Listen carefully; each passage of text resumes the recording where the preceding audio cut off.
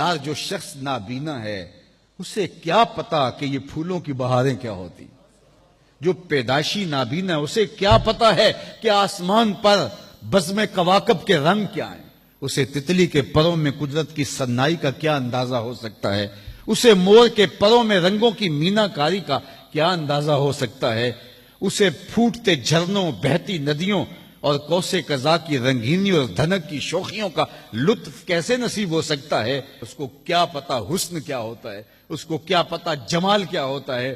اسی طرح جس کے دل کی آنکھ اندھی ہے اسے کیا پتا ہے کہ جمال خدا کیا ہوتا ہے، اسے کیا پتا ہے کہ سجدے کی لذت کیا ہوتی ہے، اسے کیا پتا ہے رکوع اور قیام کا مزہ کیا ہوتا ہے، اسے کیا پتا ہے کہ روزے کا سرور کیا ہوتا ہے۔ تو اگر ہم اپنے دل کے میل اتاریں گے تو دل کی آنکھیں کھلیں گی تو پھر زندگی کا لطف آنا شروع ہوگا، پھر پتہ چلے گا اسلام کیا ہے، پھر پتہ چلے گا دین کیا ہے۔ اللہ اکبر۔ اسی لیے قرآن نے کہا من کان فی ہذہ اعمی فہو فی الآخرۃ اعمی واضل سبیلا، جو دنیا میں اندھا رہا کل قیامت کے دن بھی نابینا اٹھایا جائے گا۔ اس سے ان آنکھوں کی بے نوری مراد نہیں ہے، دل کی بے نوری مراد ہے۔ اقبال نے کہا تھا دل بینا بھی کر طلب خدا سے، کہ آنکھ کا نور دل کا نور نہیں، آنکھ کا نور اور ہے دل کا نور اور ہے۔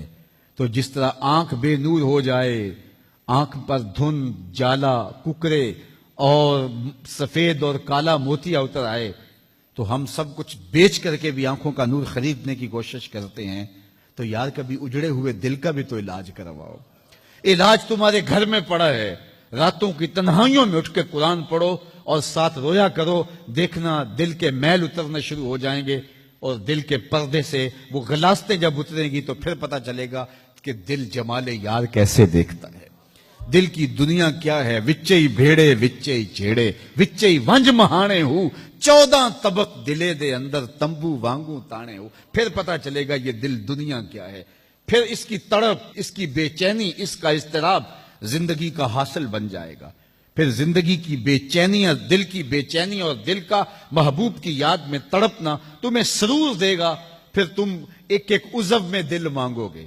وہ مزہ دیا تڑپ نے میری آرزو ہے یا رب، وہ مزہ دیا تڑپ نے میری آرزو ہے یا رب، میرے دونوں پہلوؤں میں دل بے قرار ہوتا۔ پھر سمجھ آئے گی کہ یہ دل کتنی قیمتی شے ہے۔ اللہ نے بدن میں آنکھیں بھی 2 رکھی ہیں، کان بھی 2 رکھے ہیں، ہاتھ اور پاؤں بھی 2 رکھے ہیں، لیکن دل ایک ہی رکھا ہے، اور دل عرش اللہ ہے، اللہ کا عرش ہے۔ پھر پتہ چلے گا۔ تو آئیے دل سے زنگ اتاریں، میل اتاریں، دل مصفا ہو، دل خوبصورت بن جائے، پھر دل کی کشکول پھیلا کے پھر عرض کریں ہر تمنا دل سے رخصت ہو گئی، اب تو آجا، اب تو خلوت ہو گئی۔ لیکن یہ میل کچیل سے ہٹا ہوا ہوگا تو گندی جگہوں پہ محبوب تو نہیں آتے ہیں۔ تو حسد، حقد، کینے، بغض، نفرتیں یہ ہم پالے رکھتے ہیں۔ اپنی زندگی کو ہم نے خود بوجھل بنایا ہوا ہے۔ میاں حسد کرنے سے محسود کا کیا ہوگا؟ ہم اپنے آپ کو تلخی میں مبتلا کیے ہوئے ہیں۔ بغض رکھنے سے مبغوض کا کیا ہوگا؟ ہم اپنے آپ کو بوجھ میں مبتلا کیے ہوئے۔ تو اپنے دل سے یہ سارے بوجھ اتار کر کے جب دل کو مصفا اور مزکا کریں گے تو پھر دیکھیے کہ دل کے آئینے میں کیسے جمال یار دکھائی دیتا ہے۔ تو اس دل کی اصلاح ہوگی کثرت کے ساتھ قرآن مجید کی تلاوت کرنے سے۔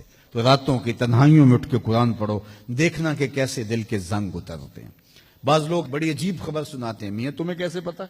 وہ کہتا ہے میں رات اچانک نیند نہیں آ رہی تھی تو ایک چینل کھولا تو اس میں یہ خبر چل رہی تھی، تو میں نے کہا تجھے نیند نہیں آ رہی تھی، تو نے چینل کھولا، کاش تو قرآن کھول کے بیٹھ جاتا، تجھے وہ دکھائی دیتا کہ تیرا اندر تیرا باہر روشن ہو جاتا۔